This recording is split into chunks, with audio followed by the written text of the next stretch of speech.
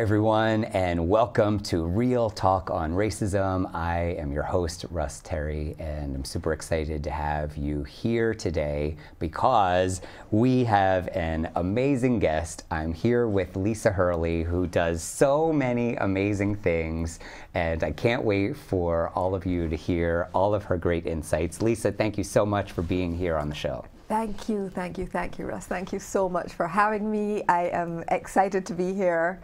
And it's great to meet somebody that, you know, we connected on LinkedIn, and it's great to actually meet you in person.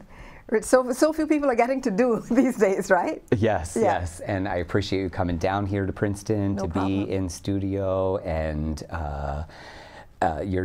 she's doing so many amazing things, so we're going to get right into it. Okay, so why is this topic, anti-racism, so important to you?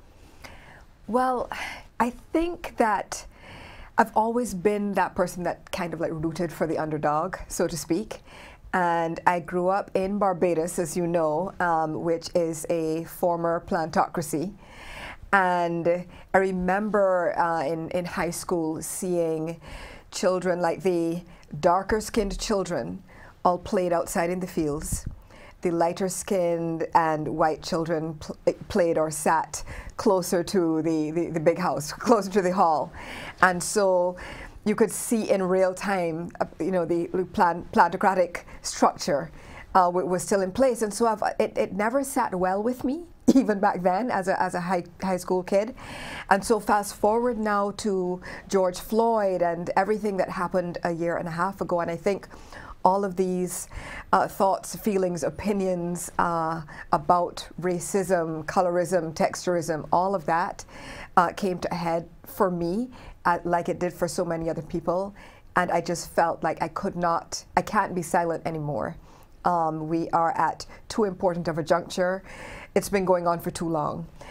People are calling it another civil rights movement, but you know, how many have we had? How many do we need to have? And so it's important to me to contribute in some way to making a change and making the world better.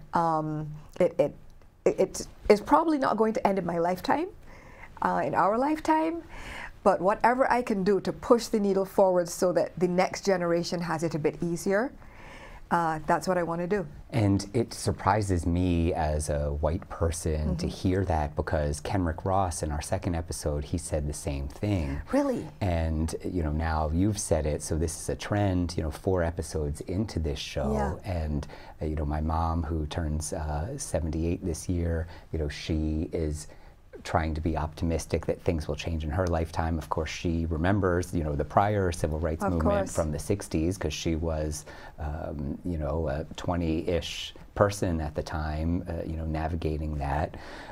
So, you know, what I am optimistic about is discussions like these hopefully will educate people, inspire people to do things differently, take action, etc. I know I've learned something already, and we're only a few minutes into the episode. So you said plantocracy, did I get that word right? Plantocracy. Yes, what does that mean? So essentially a society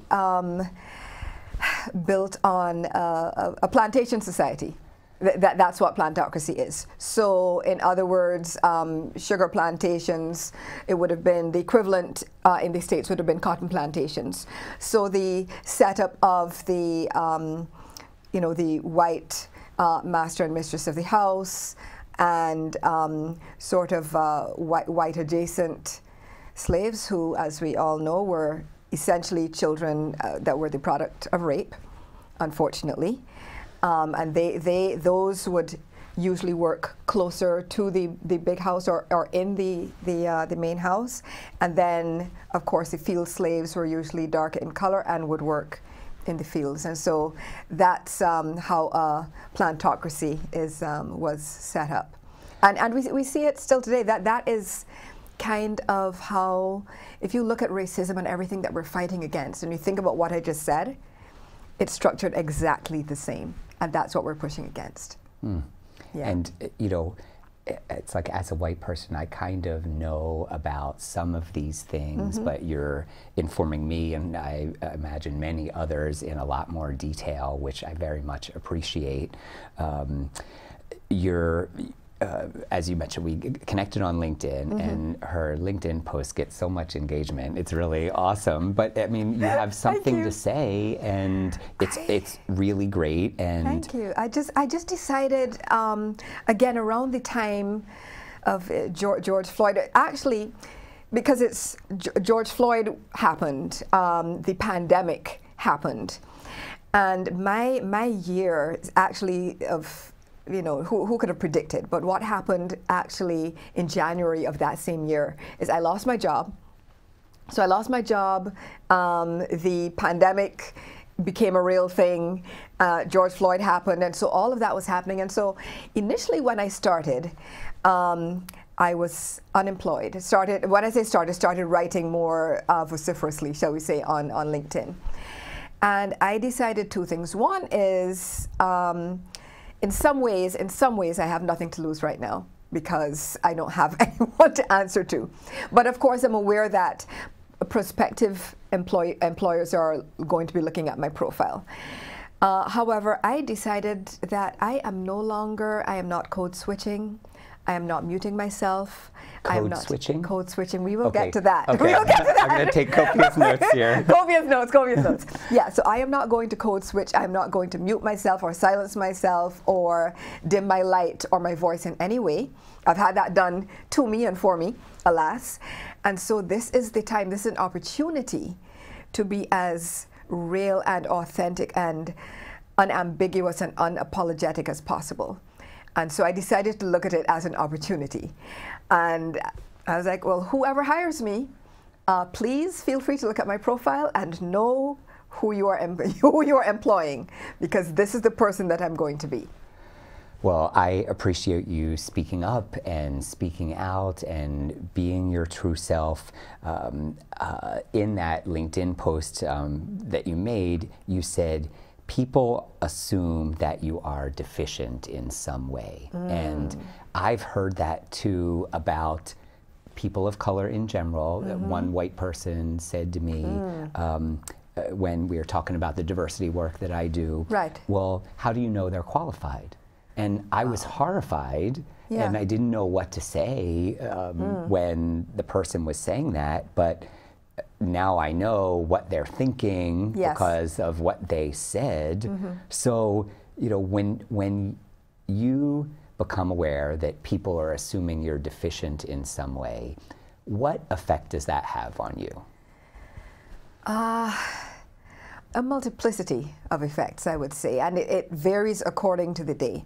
On a good day, I can shake it off and fuel that. You use that their opinion as a fuel to just redirect my energy towards what I'm focused on.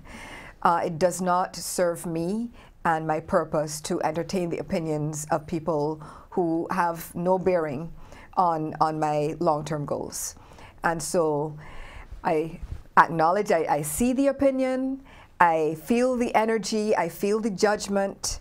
Sometimes you hear it outright. Somebody will literally say something to you outright that indicates that they think that you are, shall we say, lower down than them, that you're lesser than them. But I can shake it off. On not so good days, it absolutely has an effect, even to the point of, you know, it can make me feel a bit sad, a bit low, right? And you know, those days, it takes a little bit longer to recover. Then there are times where I frankly get angry, but I don't think anger is a bad thing. Anger is fuel. I use that anger and channel it to help myself become even more focused, more committed, more unapologetic, more outspoken.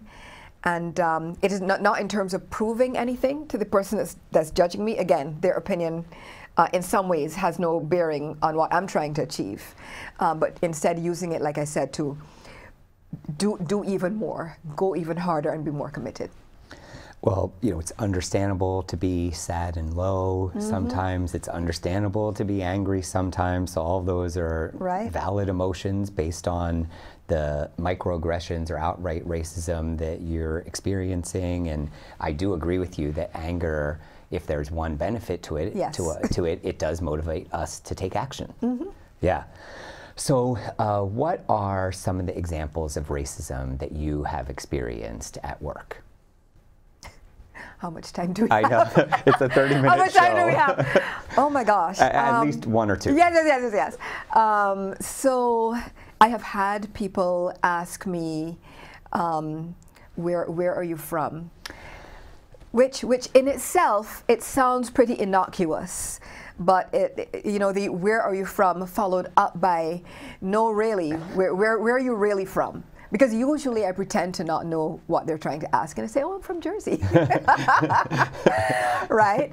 But we all know what is really meant, and there's a way in which it is asked that that says, you are other. I'm othering you. You're an outsider. You do not belong here.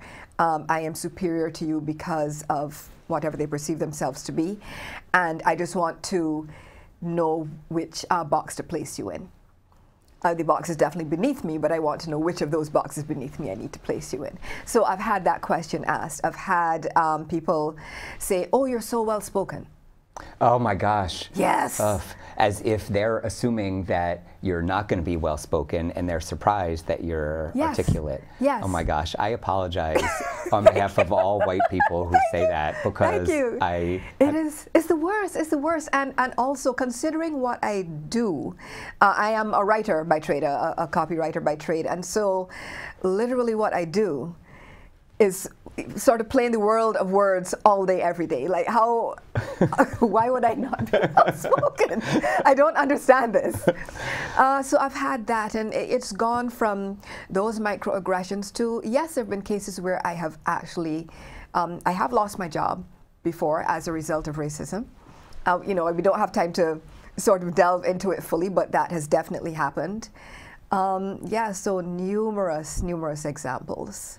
And you have another thing in common with Kenrick Ross, our guest from episode 2, because he said the where are you from example also, and he says California, and they say, no, where are you from, you know? Yeah. And I think in some of those cases, the person saying it might be well-intentioned or might not be trying to be racist or commit a microaggression. Exactly. But hopefully platforms like this show are educating people that saying something like, where are you from, and then following up with, no, where are you really from, is racist. Yeah, a lot of people, some people know exactly what they're doing and saying, but there are, I agree with you that a lot of people have no idea that the question is problematic. The question and then the follow-up insistence is problematic. Yeah, especially the follow-up insistence. The follow-up insistence, right. Yeah, so for our viewers who are watching this today that, gosh, may meet someone and be curious about where that individual is from, what's your recommendation on what they should or shouldn't say or do? The thing is that you're not entitled, we are not entitled to people's full background and biography. As soon as we meet them. As soon as we meet them, you're not entitled to that. I mean, small talk is fine, right? But you know, there are ways to do it without sort of stepping on the toes of people with whom you're interacting. And so now, again, shows like this are helping to educate people. So now, you know, you guys know. So this is a question that you potentially want to leave until a little bit later on in your interaction with somebody. Maybe if it's somebody that you're meeting for the first time, you actually don't have to know where they're from. You really don't. Or if you are speaking to somebody who is a minoritized person, someone from the global majority, be cognizant that, hey, if I ask this question that I think is innocuous to me, it might not land this way on them. So just ask another question.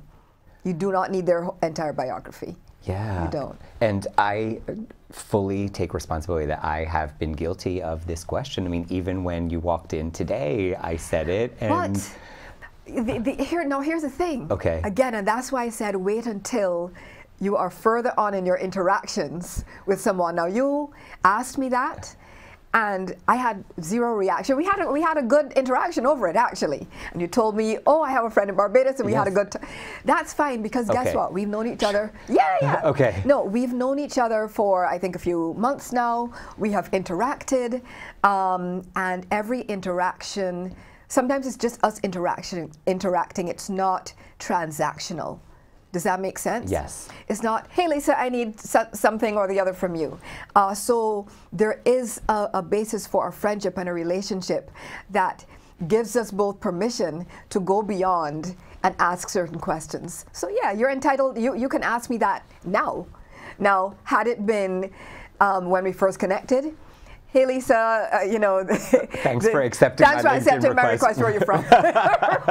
No, absolutely not. Okay, good. And does that make sense? Yes, it does. Okay. And I do have an example where I was more guilty. It was a business meeting. I was off-site in a different state facilitating a session. Right. And the director of the company, you know, one of the leaders, she happened to be sitting next to me. I noticed her accent. It was before the meeting started, I think, but most people were there and ready, and I picked up an accent, you noticed an accent, I said, where are you from? And she went off on me, you know, understandably so, Oh, wow. you know, but she's like, you know, I want to know your sexual orientation, I want to know if you're married or single, if you have kids. Wow. So when she asked you those questions, did you get it? I did get it. I was like, I need to keep my mouth shut and mind my P's and Q's, because apparently that's not a good question to ask. So I learned a lesson the hard way. Yeah.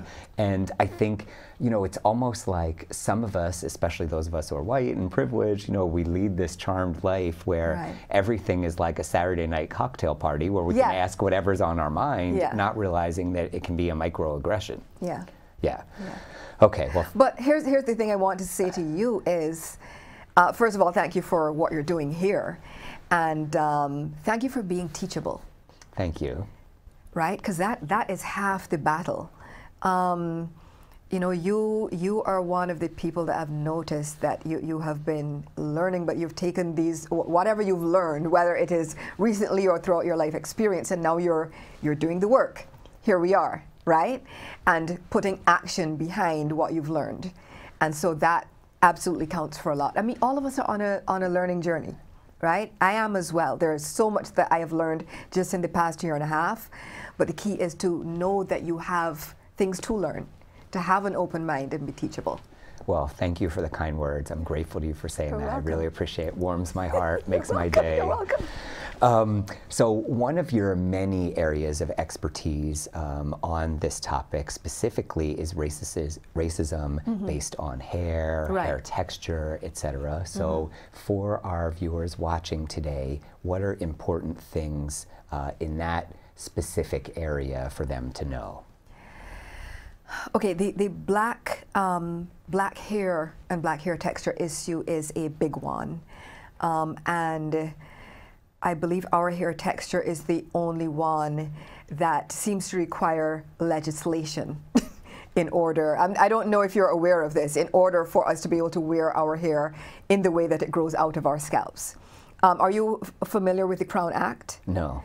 Okay, there's the Crown Act here in the US, and there's the Halo Code in the United Kingdom.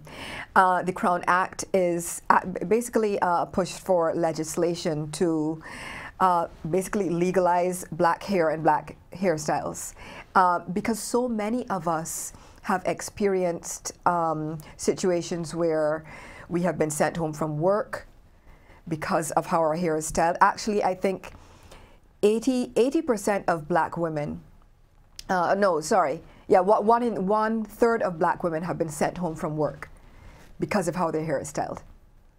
And this is to assume that they wore their hair natural that day? Well, either natural or in something that culturally significant, whether braids, locks, Bantu knots, one of those styles that are typically from our culture, culturally significant. And yes, I've been sent home. And then 80% of black women have changed their hair, code switched They're here. Oh, There's that word switched. again. Okay. There's that word again. Code switch. They're here in order to fit in with societal norms. Societal norms being fitting in with essentially white standards of beauty.